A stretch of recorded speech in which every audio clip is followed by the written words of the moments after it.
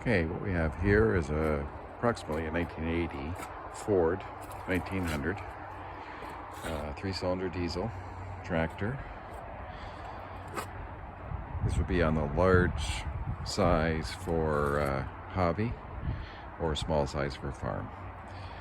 Anyway, I'm having a hydraulic issue, and the problem is I checked the fluid, which is right here, and when I pulled the dipstick it was overfull, which means something's getting in there, and that something would be moisture. When you look at the fluid that I drained out of it, it's all milky. It should be clear, and it's milky. And I can actually see chunks of ice coming out. Now it is winter here. These things don't break down when it's nice. So anyway, what I did is I drained the fluid. There we go here. So, drain plug number 1, right here. Drained all that fluid. And there's another drain plug at the back here. It's out right now, but it's dripping. Where's my finger? There it is. There, you can see it dripping. And I'm gonna let it drip for as long as I can. Now the other thing is I took this line off, this line here, and it goes on to there through an adapter, and that adapter is a filter housing as well. It's a non-replaceable filter unless you replace the whole unit. So I just cleaned it up. I can see through it perfectly. I poured Varsol through it and it just poured right out.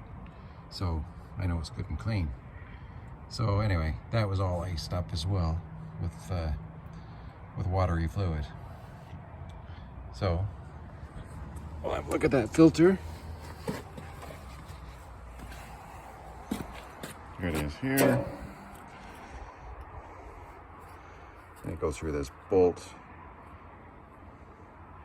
So what it does is it sucks the fluid through here, and it goes into that big line, which goes up to your pump, which is right here.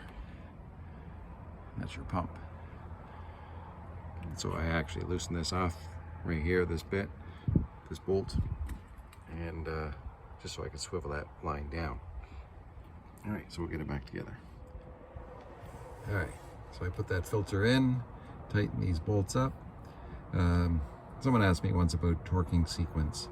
It's 4 bolts, but what I do is this one, that one directly across, just snug them, barely snug them, and then this one, and then do it again until it's nice and tight.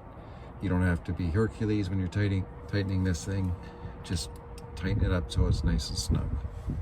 And another important thing is on here, there's an O-ring on both sides. O-ring here, one over here. So make sure they're there. Make sure this mounting surface, where this threads in, where those O-rings sit, make sure it's clear, it's clean, I mean. Make sure there's no paint, like I'm getting little flakes of paint coming off here. Just make sure none of that gets in there. You don't want anything to create a leak. So, this in here. And, yep, I need 2 hands. All right, so I got that bolt in, I got this pipe on. It was just tricky because I need the second hand to get it around this clamp. So anyway, get this bolt, just give it a good snug. So just tighten it too, and then a little bit more. That's it. We're good.